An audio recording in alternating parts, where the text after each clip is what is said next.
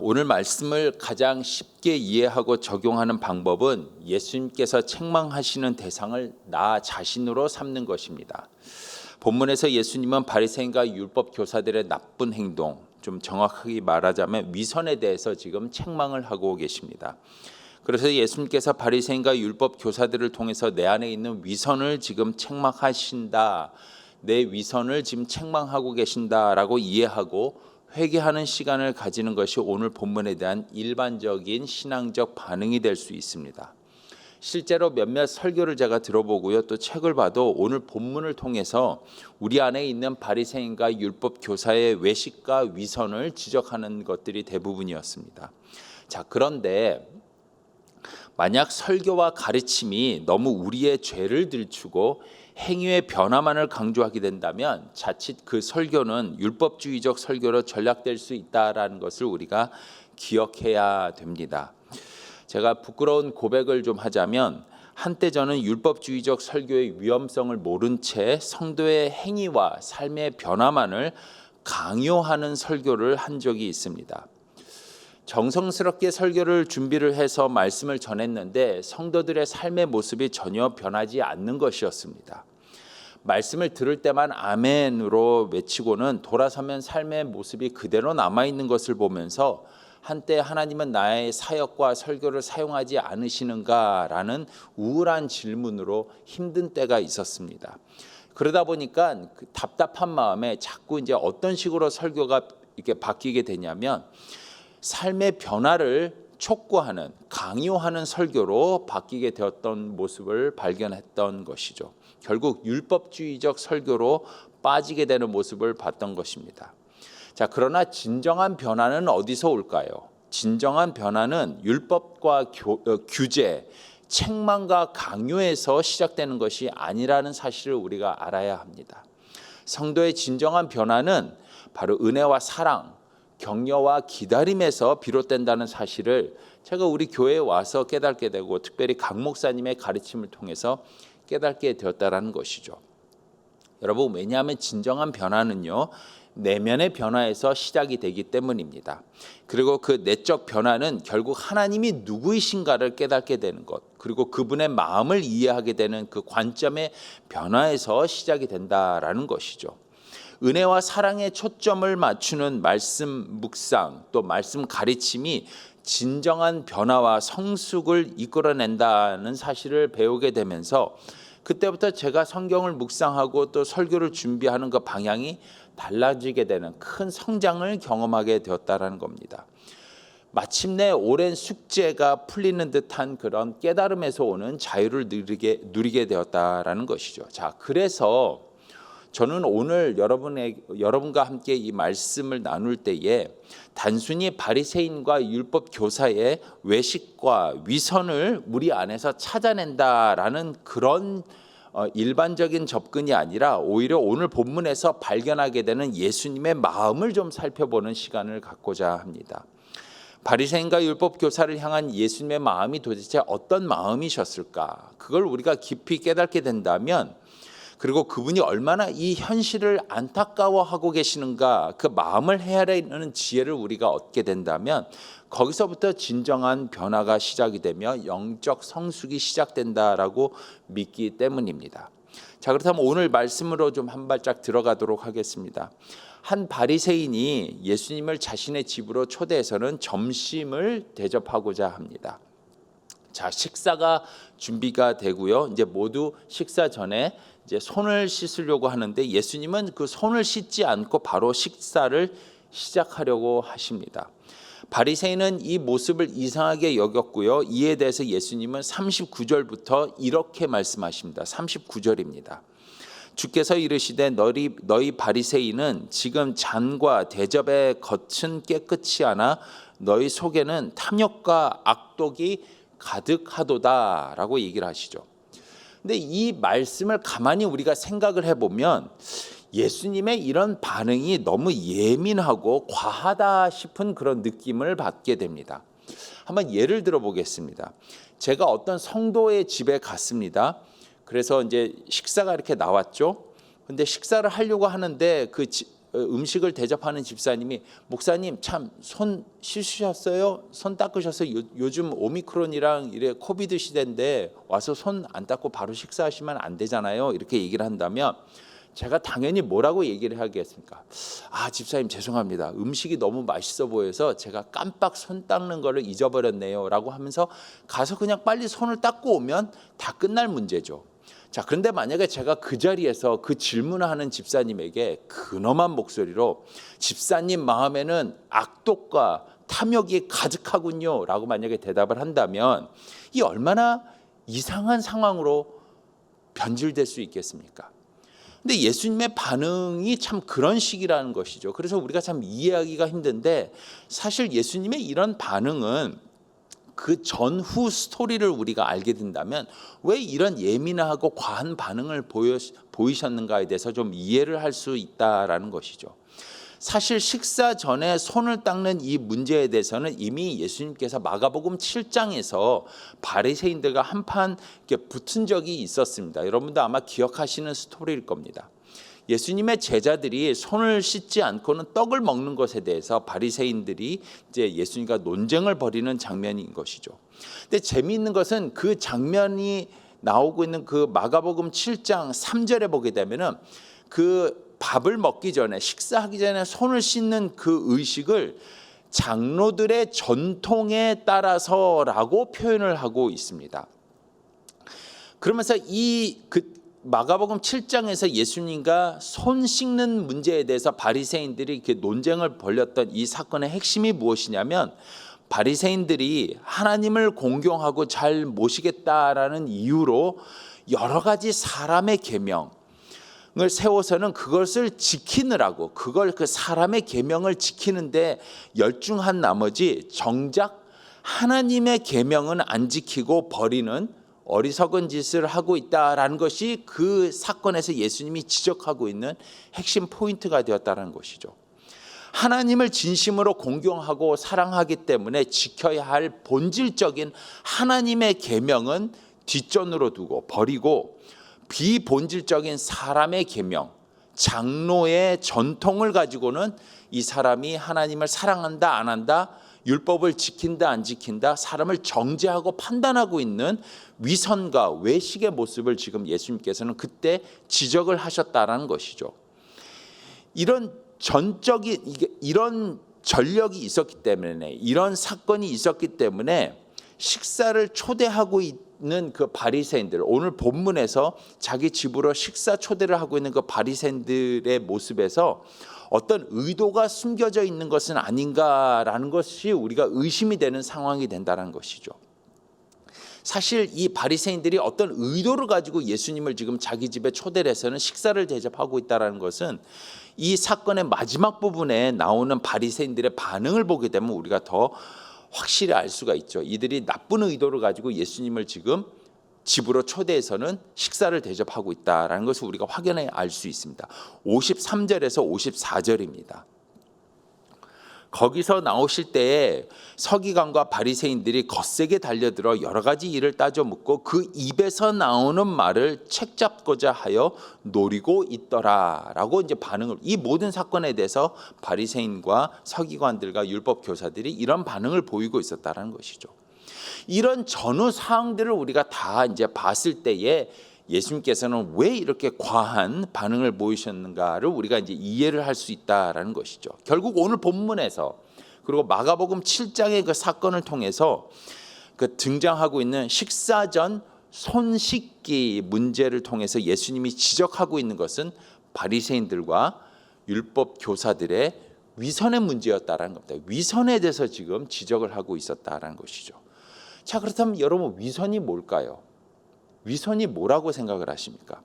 오늘 본문에 보게 되면 예수님은 두 가지 비유를 통해서 위선이 무엇인지에 대해서 간접적으로 지금 설명을 하고 계십니다. 먼저 39절을 보시게 되면 이렇게 되어 있습니다. 주께서 이르시되 너희 바리새인은 지금 잔과 대접의 겉은 깨끗이 하나 너희 속에는 탐욕과 악독이 가득하도다라고 말씀을 하시면서 겉은 깨끗한데 속이 더러운 대접을 비유를 통해서 지금 위선이 무엇인지를 설명하고 계시죠. 또한 44절에 보게 되면 또 다른 두 번째 비유를 통해서 위선이 뭔지를 설명하십니다. 44절입니다. 화 있을진저 너희여 너희는 평토장한 무덤 같아서 그 위를 밟는 사람이 알지 못하느니라 라고 하면서 무덤을 비유를 통해서 예수님이 지금 위선이 무엇인지를 설명을 하고 계십니다.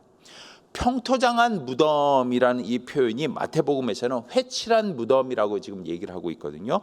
이게 뭐냐면 이제 깨끗하게 이제 페인트를 칠한 하얗게 페인트를 칠한 비석을 얘기를 하는 겁니다. 우리가 이제 보통 공동묘지를 우리가 가지 않습니까? 요즘 이제 장례가 있으면 여러분들 이제 공동묘지 뭐 포레스트 론이나 뭐 이런 데 가시지 않습니까? 가면 어떻습니까? 참 미국 이 공동묘지는 참 가볼만 해요. 그죠? 잔디도 아주 깨끗하게 잘 깎아 놓고요. 비석들도 아주 예쁘게 잘 이렇게 만들어 놔 가지고는 마치 어떤 잘 꾸며진 공원에 간 것 같은 그런 예쁜 단장을 하고 있는 공동묘지를 본다라는 것이죠. 자, 그런데 여러분 아무리 비석을 회칠을 해서 깨끗하게 관리를 하고 잔디를 깨끗이 관리를 해서 예쁘게 꾸민다고 한들 결국 공동묘지는 공동묘지라는 거예요. 그 공동묘지 밑에는 뭐가 있죠? 다 썩어가는 시체들이 가득하다라는 것이죠. 그게 공동묘지예요. 그러니까 이 두 비유를 통해서 예수님께서 위선이 무엇이다라고 설명을 하냐면 겉과 속이 다른 이중성이 바로 외식이다라고 지금 예수님은 설명을 하고 계신다라는 것이죠. 설교를 준비하면서 갑자기 이 바리새인들의 외식을 아주 잘 묘사하고 있는 시가 하나 제가 생각이 났어요. 이게 어떤 시냐면 우리나라 시인데 고려말 조선 건국에 아주 큰 공을 세웠던 이직이라는 사람이 지은 시조입니다. 여러분들 아주 다 잘 아시는 시조일 거예요. 까마귀 검다 하고 백로야 웃지 마라. 겉이 검은들 속조차 검을 쏘냐. 겉 희고 속 검은이가 너뿐인가 하노라 라고 돼 있죠.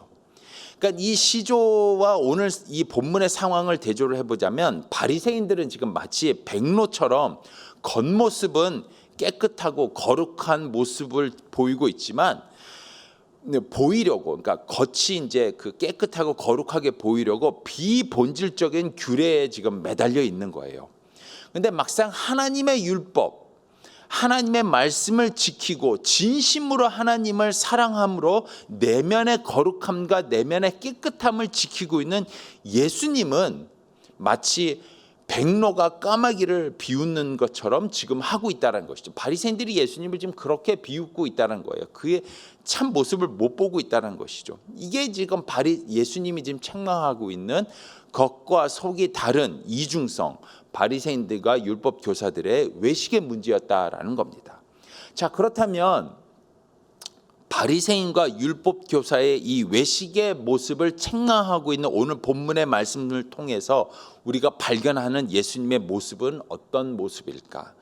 오늘 본문에서 바리새인들의 외식과 이중성을 책망하고 있는 예수님에게서 우리가 발견되는 그는 어떤 분인가? 우리가 한 두 가지 정도 예수님의 모습을 함께 살펴보는 시간을 갖기를 원합니다. 오늘 본문에서 발견하는 첫 번째 예수님의 모습은 무엇이냐면 예수님은 모든 것을 다 아시는 분이다. 모든 것을 다 보시고 모든 것을 아시는 분이다라는 점입니다. 여러분, 우리는 왜 외식을 할까요? 우리 삶에는 왜 이중성이 있을까요? 왜 우리는 겉과 속이 다른 말과 행동들을 할까요? 한번 생각해 보세요. 왜 우리는 이중적인 삶을 살까요? 외식을 왜 할까요? 그 이유는 사람들이 우리의 겉만 볼 수 있지 막상 속마음은 우리의 속은 내면은 볼 수 없다라고 생각하기 때문이다라는 것이죠. 나만 내 속마음과 내 속모습, 내면을 잘 숨기기만 한다면, 잘 숨길 수만 있다면 결코 다른 사람들은 내 속마음을 볼 수 없다라고 믿고 있기 때문에 우리는 겉모습을 치장하고 겉모습을 거룩하고 겉모습이 깨끗하게 보이는 거에만 신경을 쓰이고 막상 우리의 내면은 방치해 두는 경우가 많다는 것이죠. 그러다 보니까 겉과 속이 다른 말과 행동을 하게 된다는 것이죠. 물론 맞습니다. 그죠? 10길 물길 속은 알 수 있어도 한 길 사람 속은 모른다라는 말이 있는 것처럼 사실 우리 인간들은 사람의 내면을 잘 볼 수가 없죠. 저 사람의 진짜 속도 겉모습과 같이 깨끗하고 거룩한지 아니면 아닌지 알 수가 없죠. 자, 그러나 이 가장 큰 영적인 어리석음이 무엇이냐면 예수님도 우리의 속을 모를 거다라고 생각하는 그 착각이라는 겁니다. 이것이 가장 영적인 어리석음이라는 것이죠. 물론 우리가 말로는 다 그렇게 얘기를 합니다.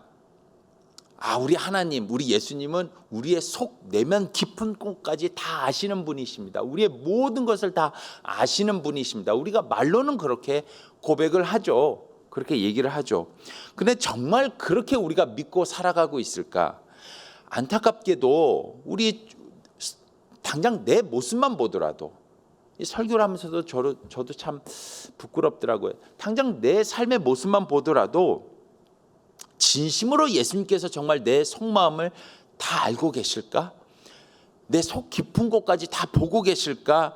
진심으로 믿고 그런 삶을 살고 있는가? 정말 그렇게 믿고 살아가는 사람이 그렇게 많지 않다라는 것이 안타까운 현실이라는 것이죠. 그리고 이런 영적인 착각, 예수님, 하나님은 내 깊은 곳까지 정말 볼 수 있을까? 아니, 못 볼 수도 있을 거야. 이런 영적인 착각은 오늘 본문에 등장하는 바리새인과 율법 교사의 착각이며 이들의 외식과 이중성의 근본적인 이유가 된다는 겁니다. 손 씻는 문제로 시작된 오늘 사건에서 예수님은 작심한 듯이 화 있을진저라는 단어를 6번이나 쓰면서 말씀을 지금 쏟아붓고 계십니다.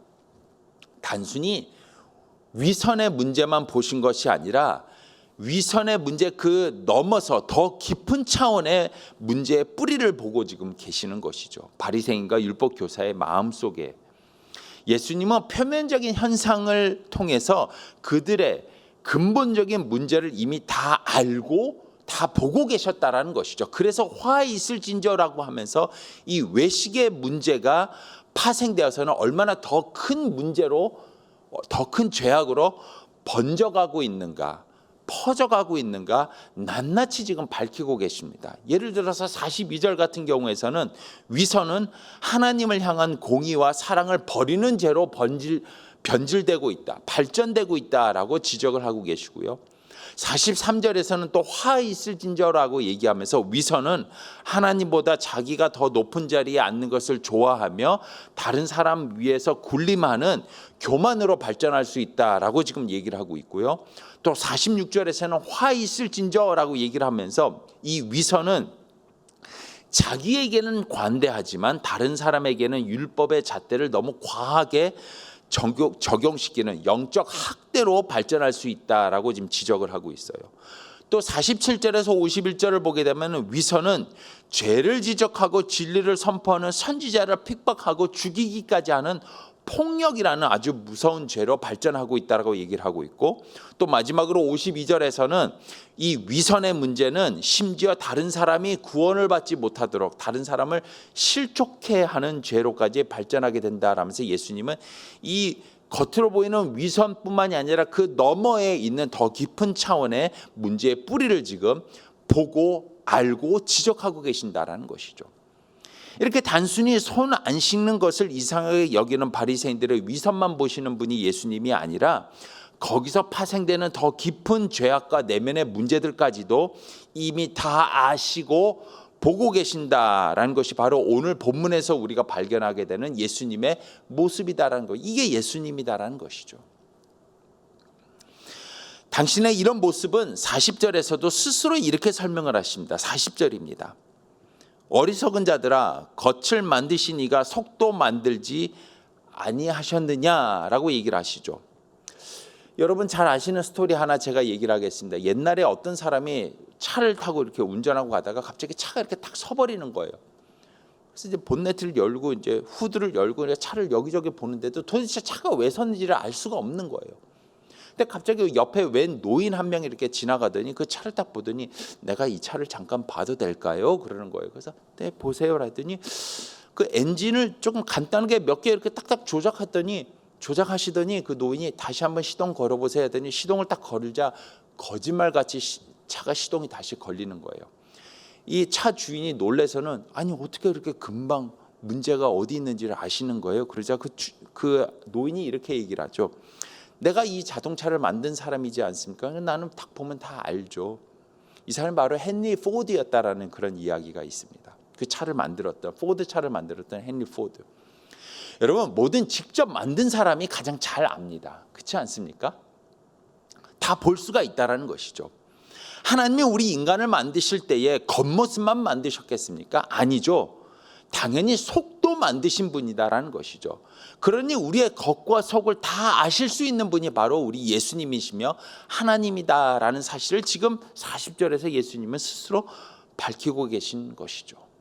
사랑하는 성도 여러분, 예수님이 정말 우리의 모든 것을 아시고 다 볼 수 있는, 우리의 속에 내면의 깊은 곳까지 다 볼 수 있는 분이다라는 사실을 우리가 진심으로 믿고 깨닫고 알게 된다면 여러분, 우리의 삶은 정말 변화될 수 있을 거라고 저는 믿습니다. 결코 겉과 속이 다른 그 이중성의 그 위선의 문제, 위선의 삶, 왜곡된 삶을 살 수 없을 것이다라고 저는 믿는다라는 것이죠. 또한 두 번째로 오늘 본문에서 만나는 예수님의 두 번째 모습은 무엇일까요? 끝까지 포기하지 않으시는 분이 바로 우리 하나님이다라는 사실을 우리가 오늘 본문에서 또 발견하게 된다라는 겁니다. 우리의 죄를 다 아시지만 하나님은 그래서 곧바로 우리를 심판하시고 죄값을 물게 하시는 분이 아니다라는 것이죠. 끝까지 인내하고 기다리시며 우리를 포기하지 않는 분이 바로 우리의 하나님 되신다라는 것을 또 우리가 오늘 본문에서 발견하는 하나님의 모습이 된다라는 겁니다. 바리새인과 율법 교사들의 위선과 외식, 그리고 거기서 파생된 아까 화이스 진저라면서 그 위선과 외식에서 파생되는 그 무서운 그 죄들, 하나님께서 모르셨을까요? 다 아셨죠. 근데 이 문제가 그때만의 문제인가요? 아니에요. 아주 오래전부터, 구약시대 오래전부터 이미 이어져 왔었던 문제였었어요. 그래서 이 문제에 대해서, 이 유대인들의 이 문제에 대해서 하나님은 어떻게 대하셨습니까? 49절입니다. 그러므로 하나님의 지혜가 일렀을 때 내가 선지자와 사도들을 그들에게 보내리니 그 중에서 더러는 죽이며 또 박해하리라 하였느니라.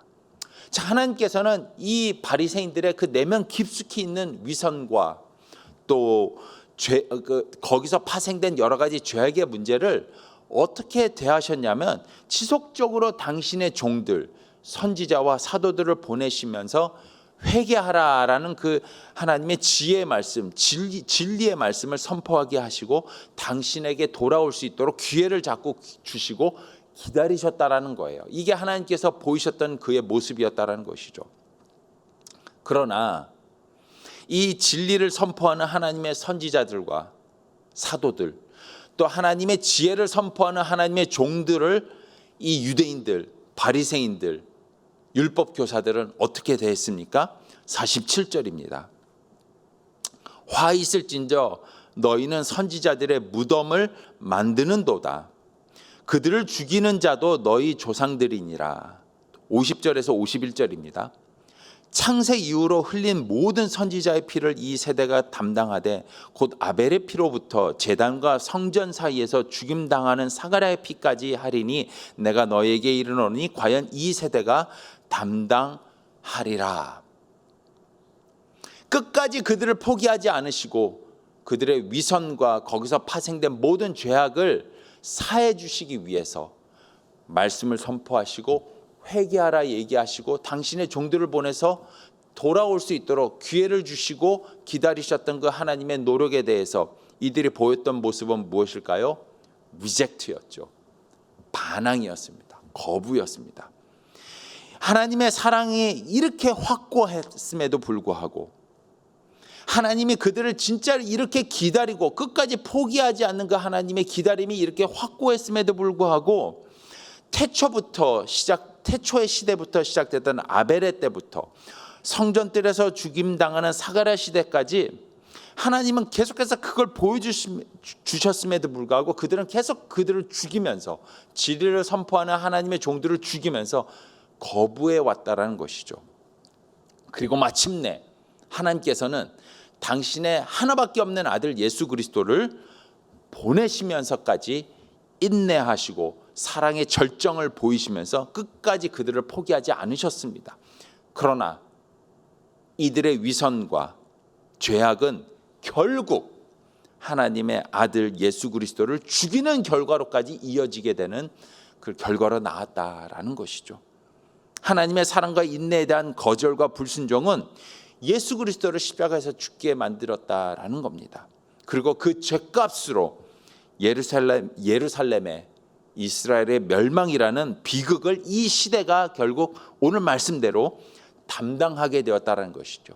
AD 70년에 정말로 예루살렘이 다 멸망하게 되는 것을 이 시대가 담당하게 되었다는 것이죠. 그 오랜 세월 동안 기다리고 포기하지 않고 회개의 기회를 주시고 기다리셨던 그 하나님의 그 노력에 대한 그 반항, 거부로 인해서.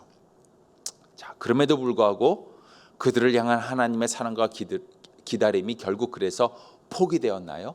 스탑되었나요? 아니죠. 에스겔의 예언대로 무려 1900년이나 지나고 난 다음에도 하나님은 다시 이스라엘을 회복시키시고 지금도 당신의 포기하지 않는 사랑과 기다림을 그들에게 계속 보여주고 계신다라는 사실입니다. 오늘 말씀을 통해서 우리는 우리 내면의 깊은 곳까지 아시는 그 예수님, 그리고 우리를 끝까지 포기하지 않으시고 사랑과 인내로 기다려주시는 하나님의 모습을 우리가 보게 되었습니다. 이 아침에 그 두 모습을 보게 되었다는 것이죠. 오늘 본문에서 발견하게 되는 예수님과 하나님의 모습이었다는 것이죠. 이사야서 30장 18절에서 19절. 그렇다면 왜 이 모습들을 우리에게 끝까지 보여주시는가? 이렇게 기록을 하고 있습니다. 그러나 여호와께서 기다리시나니 이는 너희에게 은혜를 베풀려 하시며 일어나시리니 이는 너희를 긍휼히 여기려 하심이라. 대저 여호와는 정의의 하나님이시라. 그를 기다리는 자마다 복이 있도다. 시온에 거주하며 예루살렘에 거주하는 백성아, 너는 다시 통곡하지 아니할 것이라. 그가 내 부르짖는 소리로 말미암아 내게 은혜를 베푸시리니 그가 들으실 때 너에게 응답하리라. 아멘. 은혜를 베풀어 주시기 위해서, 긍휼을 우리에게 베풀어 주시기 위해서 하나님께서는 오늘 본문의 말씀을 통해서 우리의 내면의 깊은 곳까지 다 아심에도 불구하고 끝까지 포기하지 않으시고 우리에게 기회를 주시고 기다리시는 그 모습을 우리에게 보여주셨다라는 사실입니다. 그 하나님의 은혜와 긍휼을 우리에게 부어주시기 위해서, 회복을 이끌어 주시기 위해서. 사랑하는 성도 여러분, 이 하나님과 예수님을 만나는 이 아침이 되었으면 참 좋겠습니다. 지금도 하나님의 인내와 사랑으로 우리를 기다리고 계십니다. 예수님은 우리의 모든 것을 다 아심에도 불구하고 우리를 결코 버리거나 떠나지 아니하시는 사랑의 하나님 되심을 오늘 본문을 통해서 우리에게 보여주고 계십니다. 왜일까요? 우리에게 은혜를 베풀어 주시기 위해서. 그래서 여러분, 오늘 하루도 우리의 모든 것을 아심에도 불구하고 우리를 끝까지 기다리시며 우리에게 마침내 은혜와 긍휼을 베풀어 주시기 위해서 기회를 주시고 기다리시는 그 하나님을 의지하며 승리하는 저와 여러분 되시기를 주님의 이름으로 축복드립니다. 기도하겠습니다. 하나님, 은혜를 감사합니다. 이 아침에도 이 귀한 말씀을 통해서 하나님이 어떤 분인가, 예수님이 어떤 분인가, 하나님, 우리가 다시 한번 깊은 깨달음으로 들어갈 수 있도록 인도해 주신 것 감사합니다. 하나님, 외식하는 자가 되지 않도록 인도하여 주시옵소서.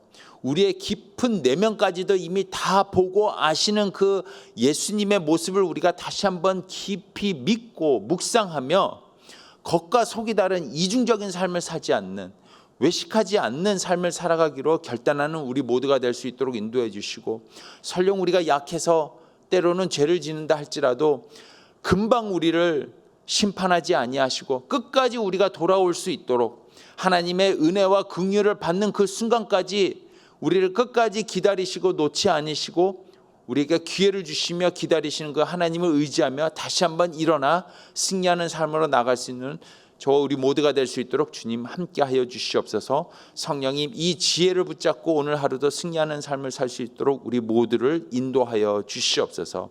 특별히 이 시간에는 그 하나님의 사랑과 인내를 붙잡고 동아시아에서 선교하시는 루카스종 선교사님 가정을 위해서 이 시간에 기도합니다.